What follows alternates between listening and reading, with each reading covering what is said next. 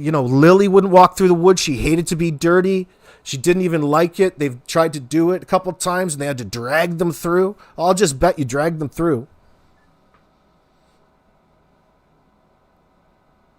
Big indicators. That's just an out and out lie. Like, there's no way as an RCMP investigator that they would ever be sitting there and let that go. They would be looking in side-eyeing one another, writing that down in their little notepad, playing it and replaying it again, just like we do. These are the levels of contradiction. These are the things that are interesting. These are the reasons that people need to talk about it. Not that all of a sudden, hey, we're trying to put somebody into a panic and go and call the RCMP and demand all kinds of unrealistic things. That's not the intent. Don't get yourselves worked up. Go get another drink. Maybe have a glass of water. Breathe. They're already on it. But these topics are way more interesting than anything that they're going to talk about on the CBC in their updates. This is a way better way to get your information should you find and come across certain channels and not others. But I'm pretty sure that you're not that stupid. Anyway, it has nothing to do with being stupid. I guess what I was trying to say is mistaking misinformation for not in a situation, although it happens. Helicopter Grandma, 100%, but made sure we all knew that Jackie hated going into the woods and had to drag him. She had to call Lily to wait up. So why look in the woods? It's unbelievable. Yeah, why would she even think about looking in the woods if that's such an unrealistic expectation? And it would be for a 4 and a 6-year-old child in the morning to get up and go out, just wander out. But here's where the coercion and probable coercion or possible between Daniel and Malaya. She was being made to tell them this particular story. She wasn't sitting there on her own, just coming up and reciting her perspective of things and what she just experienced and what the problem is and communicating that to a greater audience. No, she's reciting a rehearsed story that she was made to recite by Danny and Janie.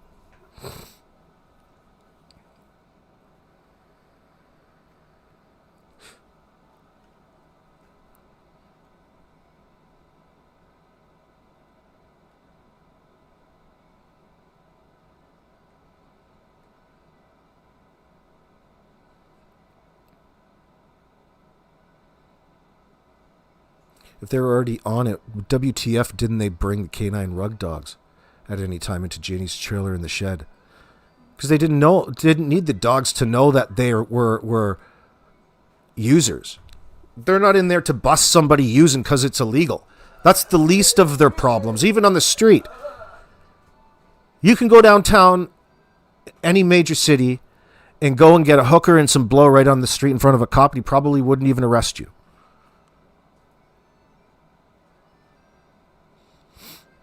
They're responding to a missing child's case. That's what's taking a report of Jack and Lily wandering out of their trailer. Very specific. She told them what happened. That would tell me that you were awake and knew what was going on. But she emphasized the fact that they were possibly autistic and they were known to wander as though they did this all the time. Then come to find out none of that is even remotely true. So we're off to a really bad start here, Malaya. And that's exactly listen, that didn't happen, okay? Listen to me carefully. The RCMP know that didn't happen. That opens up their conversation and their questioning of Malaya away from the people that imposed that story on her to open up enough to break and understand really what's going on. And then they can get a little roadmap together about how it is that they want to get where they need to go with this case. And Malaya, thankfully, and Cindy, and these charges are a sign from God, aside from Jesus, that they're talking and working together in the background. You couldn't get any closer to an understanding with that, especially when the RCMP through the papers acknowledge that they're already protecting some of her personal information, etc. And then here comes these charges. Well, now you're understanding why.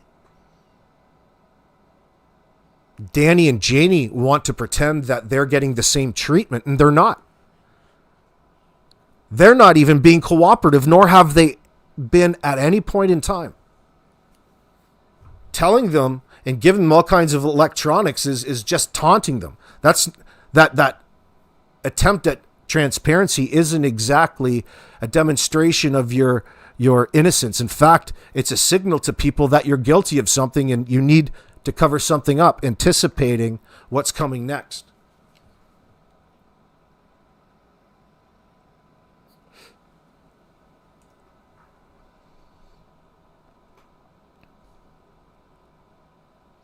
NHC68 says, they're all lying and everyone knows it. Time will tell. I look forward to that day. Diane, so a 4 and a 6-year-old would rather take the chance in running into a bear in the woods than being home with DM. Okay, I can see that. Oh, you can't see that at all. But what do I know? Well, fantasy at this point. There's no way that they volunteered to leave that home on their own volition. That's obvious. Kids get hungry. And they take their food that they take from your cupboard and go and sit in front of the TV. Especially first thing in the morning when they're waking up. Routine. But it's like this, the home was interrupted of what should be an otherwise normal routine. I'm going to read in a moment just how Janie never liked Malaya since Daniel first introduced her to him. Introduced you to him? Well, wait, she's moving in right now. And so are all the kids. So what was it, I wonder? Was it September 1st, 2024? And March 30th, 2025? That was the dates, if I remember correctly, on the paperwork of Daniel's charges.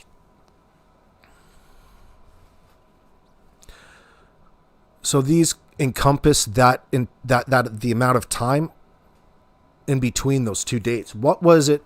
The trigger event, I wonder, way back in 2024. When did things start to go south? And it has to be this move into Gerlach Road, into this Texas Chainsaw Massacre parked here in rural Nova Scotia. I'm waiting for Leatherface to jump out behind the RV.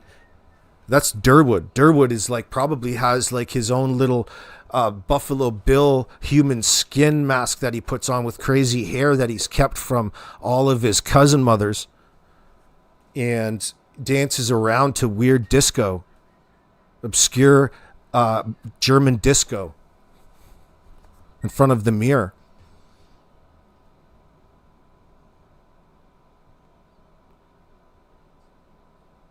It always bothered me since the first day he said he checked all the culverts. Yeah, why would you check them if the children just wandered off 20 minutes ago? Pretty ominous. Darlene, exactly. Mm-hmm.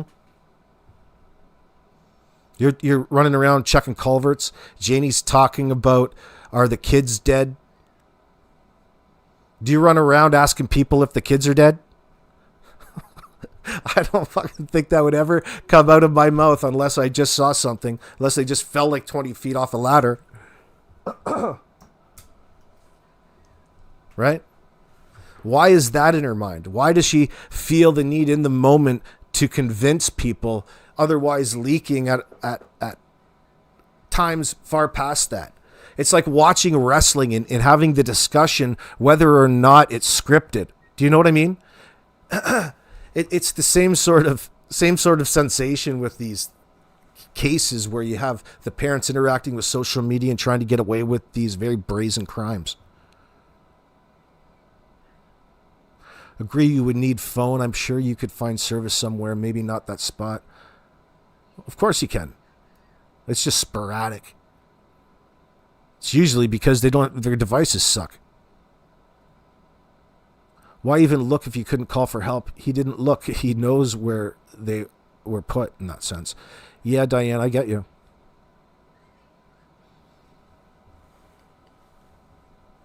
Here's Janie's first statement.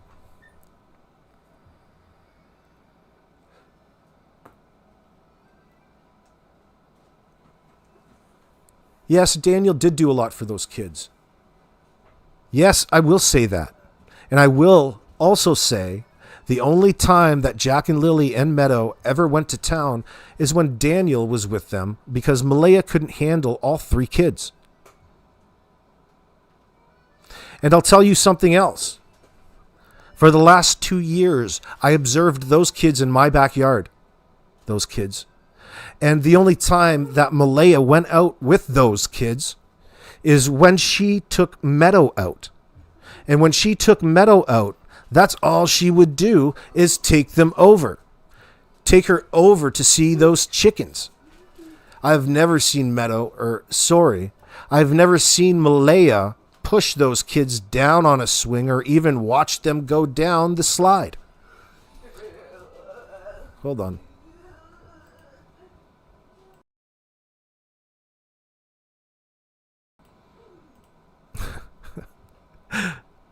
I've never seen her out there playing with the kids. In the wintertime, I would go out and throw snowballs at them, build snowmans with them, build a tall snowbank for them to go sledding in all the grandchildren, for all the grandchildren. And it's almost like an ambition right there. Is that why you did what it was that you did? Is that your motivating factor for enabling Daniel and what harm we suspect of he brought to the table?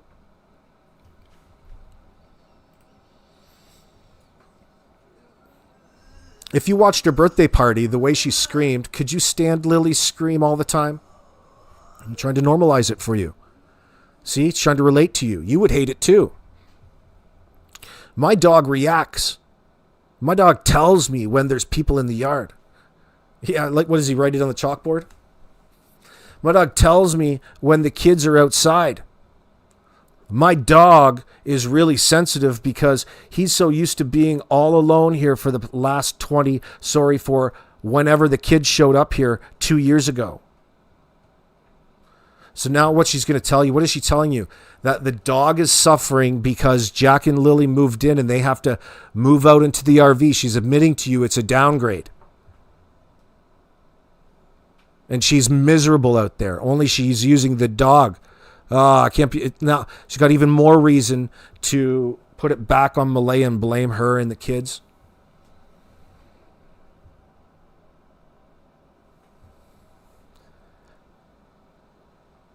My dog is really sensitive because he's so used to being all alone here for the last 20. See, she's speaking about herself. She's been there for 20 years.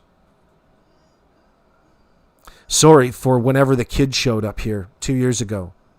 That's what she really wants to say. Not really what she means. My dog has been used to quietness. When the kids when Jack and Lily moved in here, my dog got more sensitive to sounds because of the kids yelling, screaming. So yes, my dog is very sensitive to Lily's scream and Jack's screaming or even talking. I can't stand Lily's loud scream. Isn't that sad?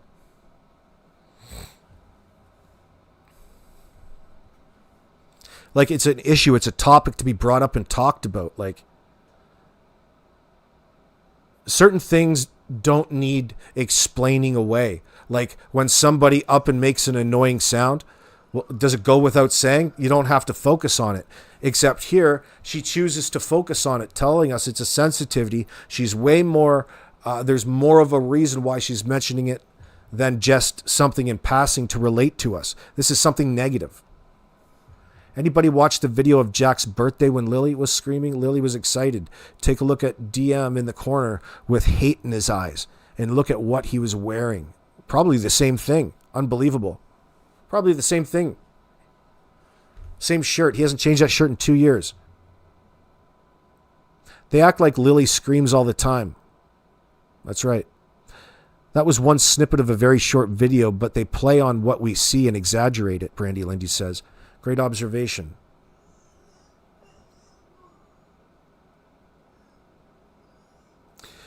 Helicopter Grandma says 2 children are missing and you are calling them down to the lowest. You know the 2 beautiful children who are innocent and have not been found yet. Makes Michelle Maybell wonder if Lily screamed that Thursday night, and could that be why she also got taken out? That's what I was mentioning just a second ago. That's a great observation. I wonder too. Stickler for change, but her other grandkids came over every other weekend. Did they not scream?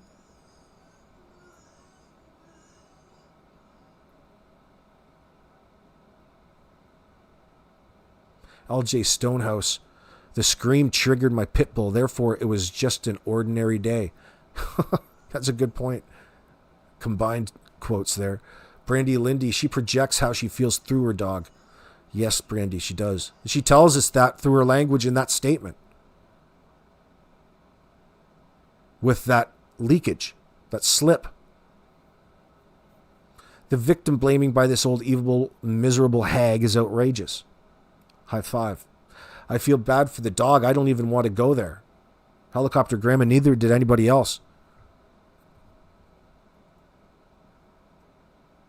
It was heartbreaking to know that Jack sensed it for so long, he didn't even want to go back to that house. That's really, really sad at this point in time to know that. Jack knew and couldn't articulate, and he couldn't articulate properly in a greater context because he was just a 4-year-old child. He was young and didn't have the words.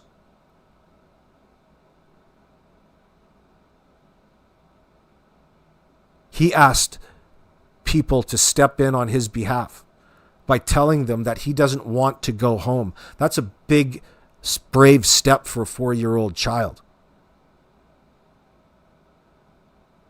That's what rings out in my head and makes me so sad. And I bet you those teachers are affected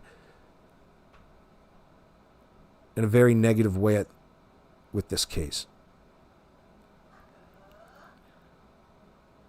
Children get excited, they laugh, they scream, they're excited, but I guess you would not know that because your sons were never happy with you and Earl, were they?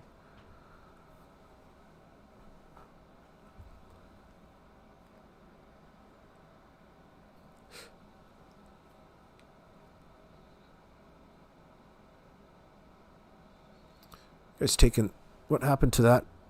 I just read that statement. Second time that's happened. You guys taking your statements away. Oh, there it goes. Brenda Black, 1477. Logan did interviews where she describes Lily and Jack as disgusting, screaming animals. Then tried to walk it back when people were disgusted with that. Might have been the one with Hidden in the Fog. Brenda Black's mentioning. I think you're right. Yeah, Mike talked about that. I've been trying to find that clip. I think I've heard it, and I'm going to go find that later. Yeah, she's a huge enabler. She's been sucked into all of this. She's shut her fat yap, her cock holster. How pathetic for an adult to say that they hated the excited scream of an innocent little girl who's now missing. That is a you problem, Janie. You bitter old broad, says Anastasia. That's on point. You can get in. It breaks my heart. Daniel's a monster, Callie says. I'm with you. Friends, we're going to shut it down at 2 hours tonight. We'll be back here tomorrow afternoon. We're going to get some supper. Thank you for joining us in the beginning of these Janie readings. We're going to continue on. We've only made it the first little bit, but it's taken up all of this time. I appreciate having the talk with you guys. You know I love you, and I